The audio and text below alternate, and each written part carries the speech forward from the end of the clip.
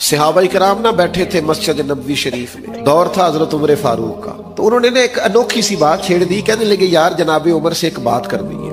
کہا جی وہ کیا؟ کہنے لگے حضرت عمر کا کرتا اتنا پرانا ہو گیا ہے، پیوند لگنے کی بھی جگہ نہیں۔ ان سے کہنا کرتا تو نیا لے لے، اتنے وزیر، اتنے سفیر، اتنے ملکوں کے سرکاری عہدیدار ملنے آتے ہیں اور جناب عمر کا کرتا وہی پرانا، سب صحابہ کا اجماع ہو گیا، کہنا چاہیے۔ تو ایک صحابی بیچ میں سے بولے کہنا تو چاہیے، پر یہ اس شعر کا نام بھی لو جو امیر المومنین سے بات کرے گا، بندہ بھی بتاؤ۔ تو کہنے لگے ہے نا ہمارے پاس ایک ہستی جن کی جناب عمر نہیں ٹال سکتے، وہ کون ہے؟ کہا مولا علی شیر خدا۔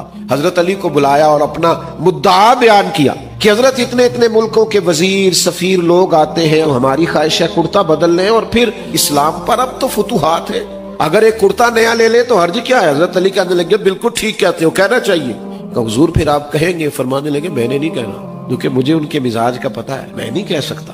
کہا جناب بات درست ہے تو آپ کریں۔ فرمانے لگے تمہیں جگہ نہ بتاؤں جہاں سے بات کہلاؤ گے تو عمر ٹالیں گے نہیں؟ کہا وہ کون سی؟ کہنے لگے سیدہ عائشہ صدیقہ سے کہیں، وہ ماں کا درجہ رکھتی ہیں نا مومنوں کے لیے، تو سیدہ پاک رضی اللہ تعالیٰ عنہ جب فرمائیں گی تو عمر ٹالیں گے نہیں۔ یہ بات سیدہ عائشہ کی خدمت میں عرض کی گئی، انہوں نے امیر المومنین کو پیغام بھیجا، جناب عمر نے 1 منٹ نہیں لگایا، دوڑے آئے، حضور کے گھر سے پیغام آیا، اماں جی میں حاضر ہوں، میرے لیے حکم ہو۔ تو جناب عائشہ صدیقہ رضی اللہ تعالیٰ عنہ فرمانے لگی امیر المومنین صحابہ کا کہنا یہ ہے کہ کرتا بہت پرانا ہو گیا ہے، اب تو پیوند لگنے کی جگہ بھی نہیں رہی، حرج کیا ہے، اسلام منع نہیں کرتا، آپ یہ کرتا بدل لیں۔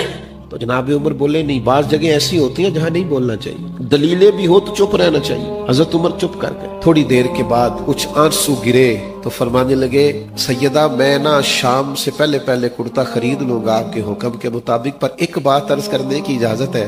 کہا کیجئے۔ تو جناب عمر فرمانے لگے یہ جو میرا لباس ہے نا، حضور کے زمانے میں بھی اسی طرح میں رہتا تھا، دل کرتا ہے اسی طرح رہوں جو حال حضور کے زمانے میں تھا۔ جس زمانے میں حضور نے ظاہری طور پہ ہمیں چھوڑا، ہم اس سے آگے پیچھے نہیں ہونا چاہتے، اگر ہمیں وہیں رکھا جائے حضور کی سنت پر، باقی آپ حکم کرے میں کرتا بدل لوں گا۔ اب حضرت عائشہ صدیقہ کی کوئی آواز نہیں آئی، بس ان کے رونے کی آواز آئی، اور فرمانے لگی عمر جو صحابہ نے کہا وہ بھی ٹھیک تھا، پر جو آپ کہہ رہے ہیں وہ تو بالکل ہی ٹھیک ہے، آپ جائیے جس حال میں آپ خوش ہیں وہ کام کی، نبی کریم کو سب کچھ سمجھو گے تو یہ جو دوڑ لگ گئی ہے نا زندگی میں ہماری، پیسہ ہی کمانا ہے، کرو جائز پیسہ کمانا حرج نہیں، لیکن جس طرح ہم پھر اس کو اپنی خواہشات کی بھیٹ چڑھاتے ہیں، جس طرح سے فیشن کی نظر کرتے ہیں، غریب تو ویسے ہی رہ جاتے سسکتے ہوئے، اور ہم کھانا کھا کے بھی فاسٹ فوڈ منگا رہے ہوتے ہیں۔ کیوں؟